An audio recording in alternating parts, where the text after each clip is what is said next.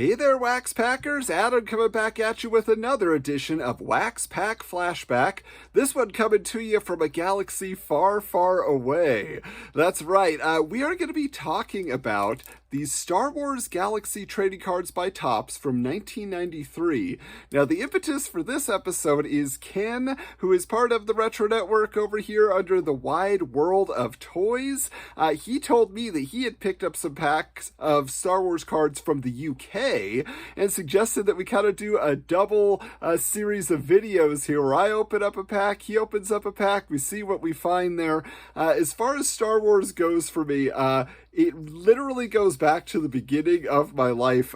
When I was born, this is actually me on my first Halloween. They dressed me up in a Yoda costume, if you can see that there. It's my mom holding me. And then just a few years later, I was Yoda yet again, walking the streets for trick-or-treating. My family, I was all kind of like discolored and smushed when I was born. They sort of called me Baby Yoda because, Empire had come out, Return of the Jedi was on its way, and it was just something where, Yoda and the Star Wars franchise was always everywhere around me. I mean, I've got the videotapes here, these original CBS Fox. There were later releases. I have many more. I've always had it on DVD, Blu-ray, everything else. But I would have to say that, back in the day as a kid, I really loved the Ewoks. The Ewoks were a big deal for me, especially the Ewoks TV movies, but I watched the cartoon series, I watched Droids, so then there were those doldrums all through the 90s, and that's what these packs of cards were kind of doing, was bringing us out of that, right? We weren't getting new movies, but we were getting a lot of action figures and everything else. I know that's still a huge market for collectors, so I'm very curious to see what is inside this pack of cards, what format they take. Is it like a gallery of stills from movies? Is it like, concept art? Really, what could it be? I mean, there's such a vast universe now, but in 1993, it was still relatively contained and small. So, hey, let's check it out.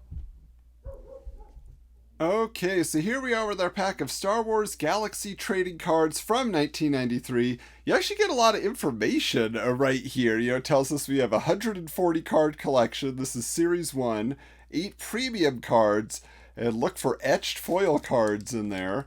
Then you flip it around, it tells you you can send in a postcard with your mailing address, all your info, and then you could win the complete set of trading cards, plus an uncut sheet of the etched foil chase cards. I mean, and a complete set in the uncut sheet format. 200 winners. Wow, that's a lot of prizes to give away. That is pretty impressive for this, kind of inaugural set. But it's a nice foil pack here, so let's open these up and see what's inside. Because this is again not anything that I really delved into. In the 90s, I was not a Star Wars guy. Even Episode 1, I was just generally interested. I wasn't foaming at the mouth to go see that one. But let's check this out here. Ooh, I already see some pretty cool art here. This looks like some concept art.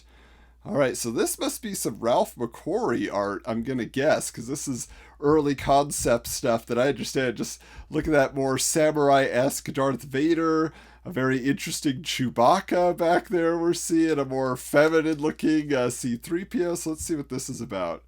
Yeah, so an evil Darth Vader dominates this painting by Ralph McQuarrie, done before filming began on Star Wars, thus the prototype look of all the characters. It was McQuarrie who devised Vader's mask, believing the Dark Lord would need some breathing apparatus in space. George Lucas incorporated the look, but made the reason for the mask more significant. Okay, so this was used for the first edition Star Wars paperback. Wow, that's pretty great, man. That's a good one to start off with. So it looks like a lot of this is actually going to be just art. I didn't understand that. So again, some more Ralph McQuarrie stuff here.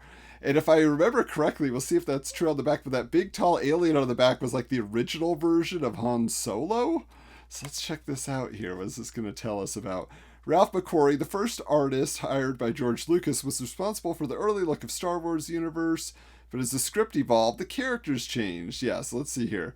So the character eventually became Luke and was a young girl. The heroes, okay, a combination of Han and Obi-Wan, a more humanoid Chewbacca, and a female C-3PO. Okay, so maybe I was remembering that wrong, but still interesting. Wow. it still looks like amazing to this day. I mean, that's what I find fascinating. Oh, now here's this good-looking fella. How you doing, Chewbacca? You still hanging around with this loser?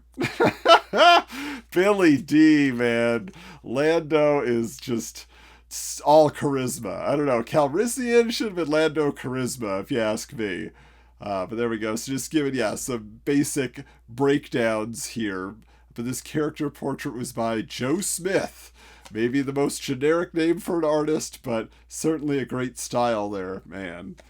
All right. Ooh, okay. So now, look at this here. I don't even try to figure out the way to hold this. So it's Han in carbonite, but it's done, in a comic book style that looks like a Dale Keown signature on the bottom. Oh, yeah, there we go. See, there's Dale Keown doing a self-portrait.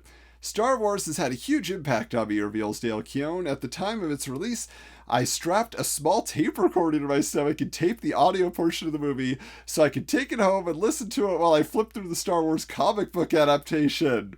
Wow, that's crazy. I used to do that all the time too. Not at the movies, but just, for TV shows and movies on TV, I'd tape them off and listen to them over and over again. That's pretty fun. All right, now look at this. Wow. That's kind of a fascinating interpretation. Who's the artist on this one? Oh, okay, so Bill Sienkiewicz, great. Seeing Star Wars for the first time was an incredible experience, recalls Sienkiewicz. This cutaway view of Darth Vader suggests the Man in the Iron Mask to me, a human being forever trapped in his own personal dungeon. Yeah, and Sienkiewicz has done a lot of great art over the years, but that's a real interesting take. Huh. Before we had any idea what Anakin would look like, I guess. All right, now here's another comic book piece. I don't know if this doesn't quite look like it attaches to the Keown one. Oh, so different borders there. Still interesting, though. Whose is this? Let's find out. Thomas William Yates II. They said he did... Oh, so he was doing a lot of those 80s black and white comics. Scout, Airboy, Luger, Alien Worlds. So he's been around for a while. The Star Wars movie trilogy was important to me not only because it was a stunning experience, but because it encouraged revolution during an otherwise repressive era. So yeah, I don't even know what that's supposed to be. Is that supposed to be Luke? Is that... I don't know what's going on in that photo. All right, now here we go with our last card here. Looks like a Princess Leia. Maybe from an extended universe? Let's see here. Ted Boothanacket. I don't know about Ted Boothanacket. A sleek, sexy, almost Amazonian Princess Leia is Jabba's prize catch and worst nightmare. Lying on the ground during safari, recalls Ted Boone. I'd look up at the sky and wonder, are there really Darth Vaders up there? So he's born in Bangkok, Thailand. Okay. Now he's in Atlanta, Georgia, but Micra, I've never heard of that comic before. Huh. Still a really great design, though. And then the last thing we get here is actually a Star Wars Galaxy checklist. So I don't know if that counts as a card or if that was an extra, but this is interesting here. It would be nice if they told you who was doing the art on some of these cards, but oh, there it is right there. Okay. So on the back, you start seeing names like Boris Vallejo, Brett Blevins, Jim Steranko. Wow. Dave Dorman. I mean, there's some real hot shots around here, especially, you get Sam Keith in there. I really like this. Earl Norham. Earl Norham, guys. If you're fans of Masters of the Universe, you know that name. Mobius, even. Wow, that's cool. That actually encourages me to want to collect more of these cards now, just seeing who they got involved on there. But based on what we got, let's see which was my favorite. Wow, so there was so much more to that set than I was expecting in terms of just like the breadth of the artists that they were choosing, just the quality of the art, the quality of the cards themselves, like everything about that was beautiful. Like that was a very, very pleasant surprise.